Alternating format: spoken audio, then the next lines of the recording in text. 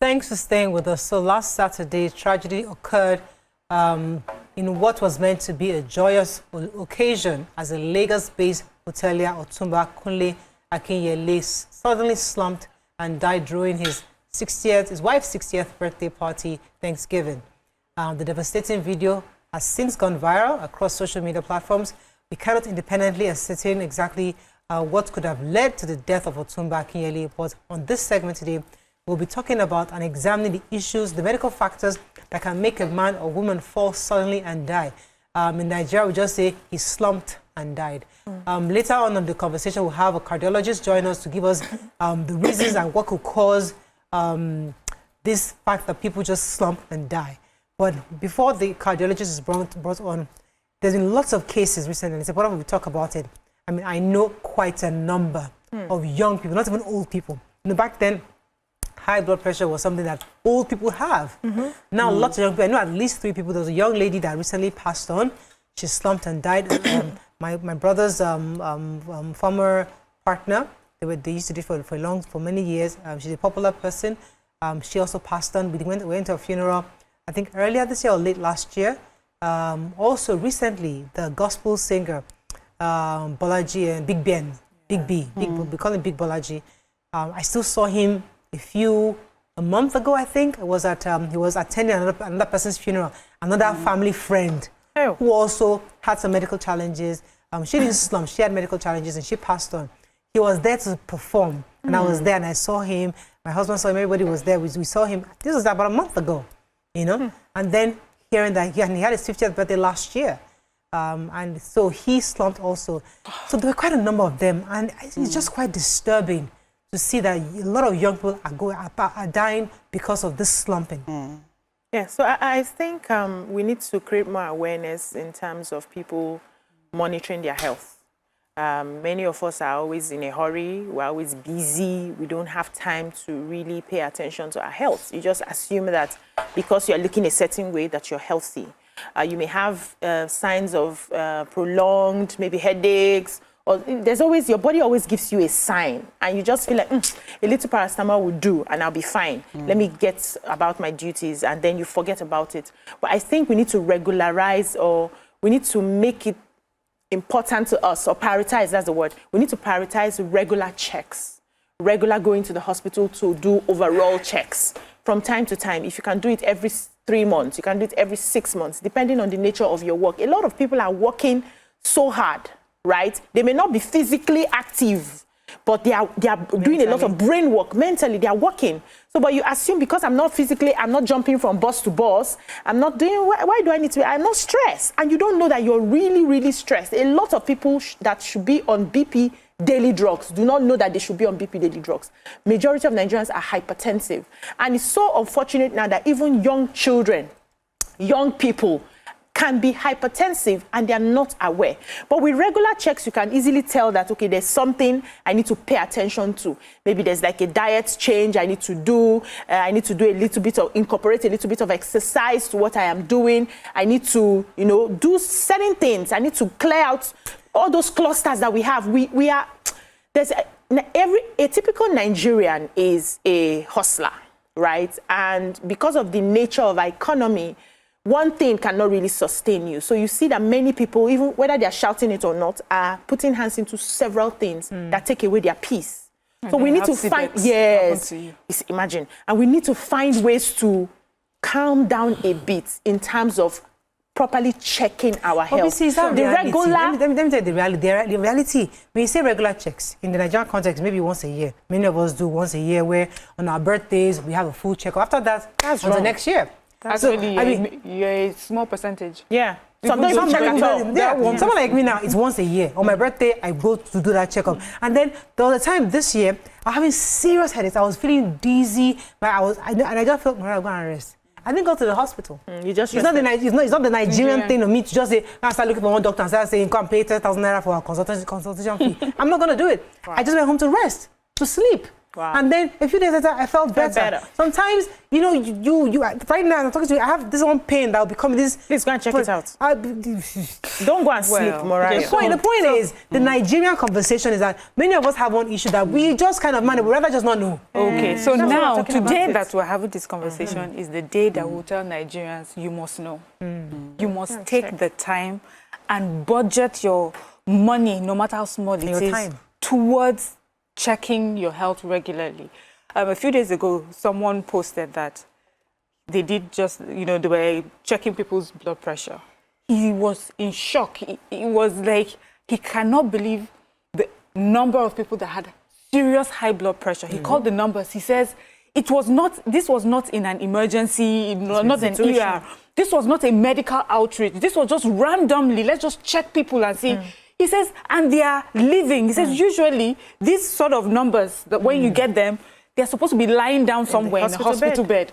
But these people are coming and going. Nigerians, there's a lifestyle that we have imbibed, and it is detrimental to our health. But what is even worse is that we don't think that we should take the time to look at it. So recently, you know, some things have happened to me, and I've had to pay attention to, you know, things like that. And the doctor was saying, especially, that there is a situation that they've noticed in Lagos, especially. Randomly, they're taking tests, and they realize that there's a large number of Nigerians that have blood clots. So that's another thing that affects people, and then they slump and die. You have a blood clot that blocked your heart and your arteries, and it does not matter the age. It's from young people in their 30s to much older people, and they are seeing a lot of that. In fact, that they've gone abroad to, you know, and they're compared numbers, and the one in Lagos is quite high. It's something that they're looking at. So that is one thing. The second thing is that now that we have this information, just take the time. Take the time. And then there's this stubbornness, especially with men, I feel. Men can be quite stubborn about, you know, they feel like I'm chasing some things, I don't have the time to do that. They need to put it on your phone as an alarm. You know, all these health insurance that come and sell you health insurance, find some apps that you sell to Nigerians, specifically for Nigerians, that reminds them to go for health checks. Sound the alarm. Yes, sound the alarm or something. Or maybe send a letter to their office. I say, this Oga cannot enter this office today until he goes to the hospital to get I'll come to you, I'm told that our consultant cardiologist is on now. He has to go and meet other patients, so we have to just still in for a few minutes to shed some light on this. We have Dr. Olusegun Joseph. Welcome to the show, sir. Hello, good morning, sir. Are you there? Okay, while we're trying to get him together, Maka, go ahead. Yes, so I wanted to say, like, you know, I don't really agree with you 100% in saying that, you know, Nigeria, that we don't do a health check and everything. I think it's just, as in different families come up with the different plans or how they want their homes to work, in the sense that different families in Nigeria plan for summer. They don't joke with summer. Where every summer, every summer they want to take, every summer they want to take their kids abroad and stuff. I grew up in a home where every 3 months, every holiday, we must go for all body checkup. And that's how all of us in our family, we are. Every 3 months, you must... 0.01%. I'm coming. No, and that depends on your priority as a family. Most family, their plan every year, they'll plan for the next year holiday. They already know where they want to go 2027. Why will you not prioritize the health of your kids and raising your kids to know that they have to check their health? Do you understand? So for me, in that aspect, I see it as what people are prioritizing over other things. And when it comes to the blood clot thing, so it can happen to anybody at any time. So people, there should be information about what happens when you notice that someone has a blood clot or something is happening. Because there are certain things that you can do immediately that can help blood flow immediately before they take the person to the hospital. You must have gone to the hospital to know. No, you don't have to go to the hospital. It's about... people know you have a blood clot. Let's only in the hospital. No, something can happen. Like if someone has like slumps or something around like you. if there's a symptom. Yes, as in a fast response thing. So people should, that's what I said, awareness. People should be able to CPR to know what to do immediately to be able to save that person. And then lastly, BC, certain people don't even realize that they have certain heart conditions or whatever, that they shouldn't even take high blood pressure medications. That when they take that, it counters it and makes them slump and die. So okay, so yeah, I mean, hopefully our doctor can join, because we're trying to connect with him on Zoom, so he can answer some of these questions. Because I mean, the point I was trying to make was that the conversation in this country is that the truth that we don't have HMOs.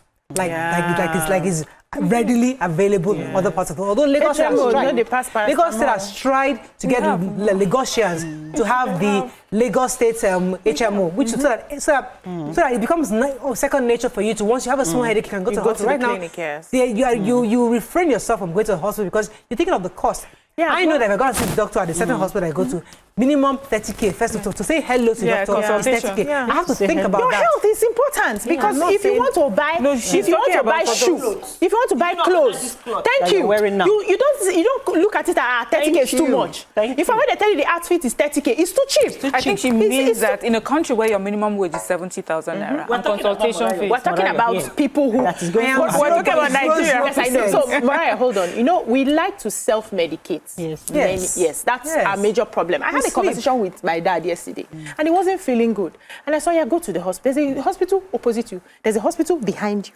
He said, no. The last time the wife went there, the wife died. My father suddenly developed phobia for hospital. I started begging him yesterday, please, daddy, go to the hospital. I'm in Lagos, so I can't just be flying down to you. Go to the hospital and tell me what they say. He said, hey, once you talk to doctor now, doctor will say 50,000. Doctor will say, I say, when the money becomes the problem, carry yourself and go to the hospital. So he said, he has taken this, he has taken. I said, don't take anything, just go to the hospital, let them run a test. So even those people we think have money also self-medicate. Yes, let me go on a very short break. Hopefully when we come back, our guests will be here. Stay with us, we'll be right back.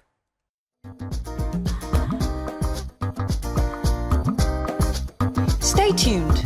Your View will be right back. Thanks for staying with us. Now we have our doctor, a consultant cardiologist with Luth, Dr. Olusegun Joseph. Welcome to the show, sir. Okay, good morning, everyone. Thanks for having me. I'm Dr. Olusegun Joseph. I'm a cardiologist with the Lagos University Teaching Hospital. Yes. And it's good to be with you. Thank you. Thank you so much. So because we have very little time with you, there are a few things we want to know. Recently, lots of young people have been dying. They say they slumped and died. And the common causes of this slump is either a heart attack or high BP. That's what we know. But could you help us understand why? Maybe you can even give us a better understanding why this happens. And maybe we can then after that, we'll now take it to the next level. Okay, thank you very much. We have what we call cardiovascular diseases, all right? And cardiovascular diseases are the diseases of the heart and the blood vessels. It's not only restricted to the heart, the brain can be involved. Anywhere that is supplied by the blood vessels can be involved. The major organs, the brain, the heart, the kidneys. Now, what happens is that for a cardiovascular disease to evolve, more often than not, there will be cardiovascular risk factors. The cardiovascular risk factors are quite numerous, and they are very much around with us. Hypertension, which is the same thing as high blood pressure. WHO defines hypertension as blood pressure of 140/90 and above for adults. A lot of people are living with hypertension without being aware of it. It's important that we check our blood pressures. Once you're an adult, please start checking your blood pressure. And in this part of the world, we have even found out that people tend to develop hypertension earlier at a younger age. So we have people now at the age of 18, 19. Why? Before it used to be, about 30, 35, 40. But now we have people around 18, 19 that are, hypertensive and they never knew. All right, so hypertension is one risk factor. Diabetes is another risk factor. That's high blood sugar. Obesity is a risk factor. Cholesterol, high cholesterol in the blood, dyslipidemia, what we call dyslipidemia, is a risk factor. Smoking, alcohol intake, all right, is a risk factor. Physical inactivity is a risk factor. And in our society, we're getting more sedentary, all right? Increased consumption of salt and salty diets is a risk factor. All right, we have a lot of them clusters of them around us. Stress is a risk factor. Emotional stress, physical stress, all sorts of stress are risk factors for cardiovascular disease. Now, having said that, some people, may have blood pressure that is as high as 200/110, so to speak. All right. And there's nothing really happening. Worst case scenario, they may have what we call malaise, just a feeling of unwell, but nothing really, striking. At that point, anything can happen. They can develop stroke, they can have heart attack, they can have abnormal heart beats, and all of these can, predispose to, sudden cardiac death. Unfortunately, we have recorded quite a number in our society, very, very painfully so, but we need to take more, just like you said at the introduction, we need to take more, care about ourselves. So we need to take more responsibility. Right. We need to go for check. Okay. Very, very important. And then pulmonary embolism, blood clots developing in, more often than not, the lower limbs, and then, dislodges and gets to the pulmonary circulation, blocks the pulmonary circulation. Some people don't have the chance to live, they just slump. Yeah, unfortunately. Okay.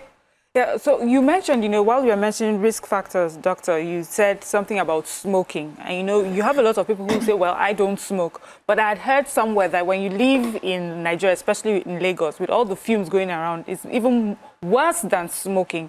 Please, could you confirm that and as a risk factor? I didn't hear that well, but I perceive you're talking about both primary and secondary smoking, is that? Yeah. Yes.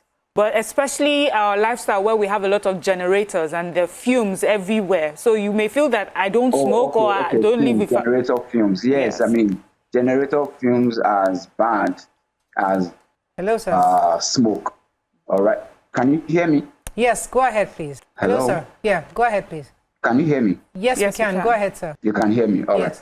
Fine. You asked about generator fumes, right? Yes. All right. Fine. So generator fumes as hazardous as any other, toxic smoke, all right, or fumes, all right. Now, I'm sure that you know that in our climate, we've seen people who decided to bring in the generator just to avoid it being stolen, all right, and prevent it being stolen. And unfortunately, so they never wake up the next day.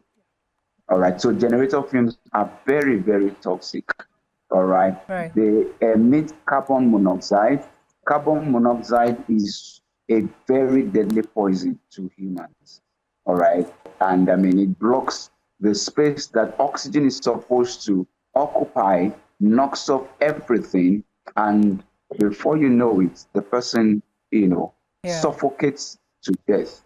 All right, that's on the extreme side. For those who get exposed to generator fumes at work and this, what we advise that, look, let the exhaust, be away from where you are. Don't let the wind, blow it towards your window or your office. Keep your generator away from where you're working. All right, because over time, it can bring about what we call endothelial dysfunction. It can damage the blood vessels. It can damage the epithelial linings. It can damage the heart. It can predispose one to some of these cardiovascular diseases that we're talking about. So, all right, generator. Let me get a few more questions in for you because of time. As much as possible, we want our people to avoid them. So I would like to know what sort of symptoms we can begin to look out for, because the stories we hear is that I did not feel anything, I did not hear anything, I did not sense anything. I was tired a few days back, but then it became better. I slept and I was okay, and I didn't know anything was wrong. So are there symptoms to look out for if someone is probably tending towards maybe cardio a heart attack or blood clot? Or are these symptoms that once you start seeing in your body, you need to go and check it out? Yeah, it's muffled. I can barely hear you. Can you repeat that question, please? This is my So last can you hear me, sir? Can you hear me clearly? Yeah, I can hear you now. So she wanted to find out if there are symptoms people should look out for before the slumping happens. Are there physical symptoms you can tell? Okay, yes, fine. There are sometimes before someone slumps, there might have been some telltale, symptoms, features that the person unfortunately maybe didn't pay attention to. All right. For example, the heart skipping away, or just sometimes momentarily. Sometimes patients can have, palpitation. All right, and the person may not just take it as something so big. For some people, they have malaise. All right, just they are not well, they are not sick. In quote, that's the best way I can say it. You just know that you are not in your best form. All right, and you're trying to just, cope with things that are happening.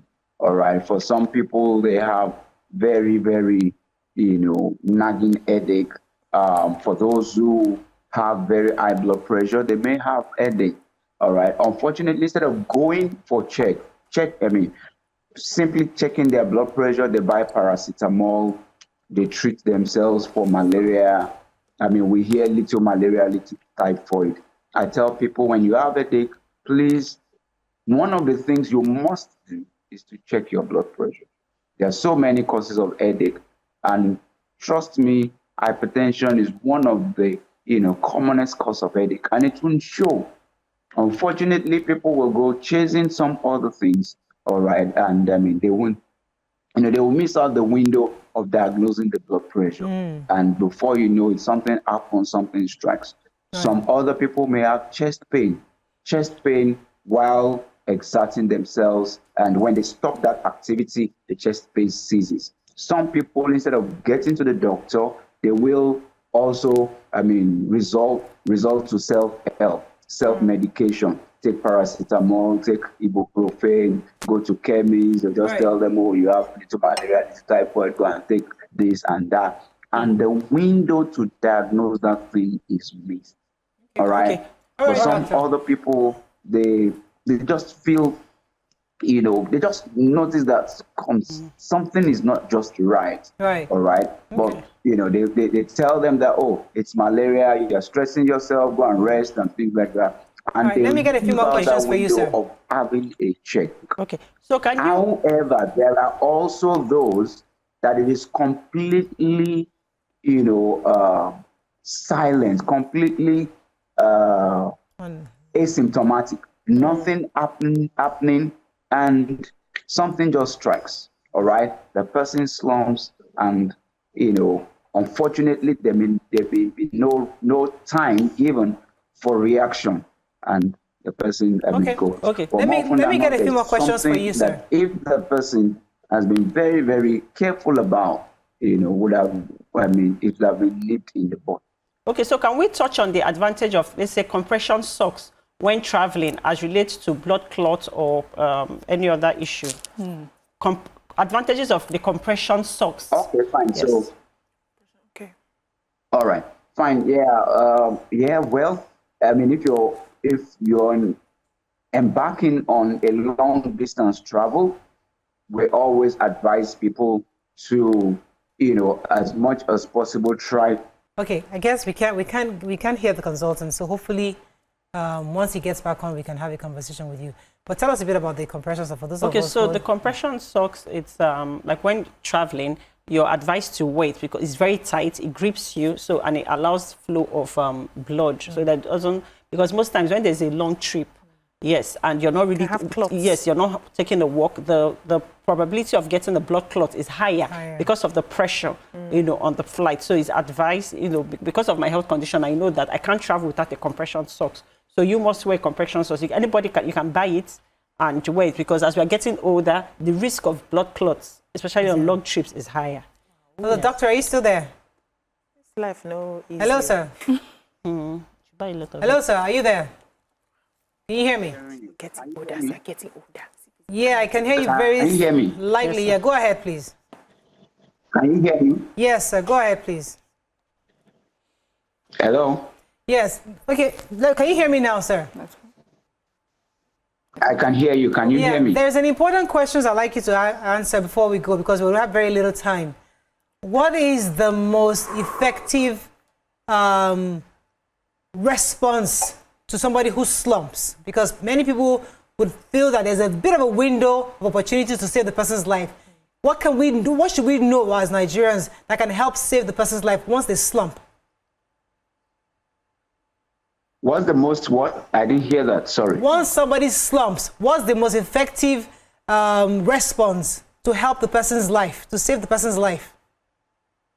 Okay, well, I mean, it's CPR, and it's something that we need to teach the populace. We need to teach, paramedics. We need to teach security agents. We need to teach people. CPR just means cardiopulmonary resuscitation.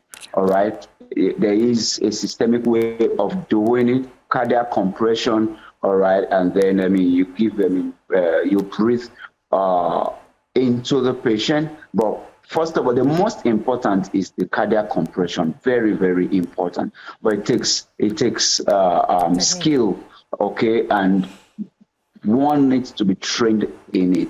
But just trying to make sure the chest is compressed, trying to force the heart to start beating. Doing a compression can really, really go a long way in helping that person. But like I said, it's a skill that needs to be taught. But if one starts that, you lay the person on the bare floor to make sure that, a hard bare floor, and then you start, the cardiac compression. The center of the chest, sometimes towards the left side, you can give 15 and then external respiration. You breathe into the patient, or if there is what we call ambu bag, all right, that can also be done. But of course, ambu bag will be found in the setting of medical facility. But cardiac compression, cardiopulmonary resuscitation is something that can go a long way to help someone who has slumped. Yeah. Thank you very much, Doctor. I think at this point I'll let you go. Thank you so much for joining us this morning. But going back to what we're talking about. Thank you very much. Thank you, sir. We've lost quite a number of people. I remember Onye Kanwenu slumped while she was performing. Big Bolaji too, the same thing happened just a couple of days ago. He passed on. A family friend to just young person in her mid-40s slumped. Another person in her mid-50s slumped. CPR is crucial. We talked about it on our show before. We actually demonstrated it.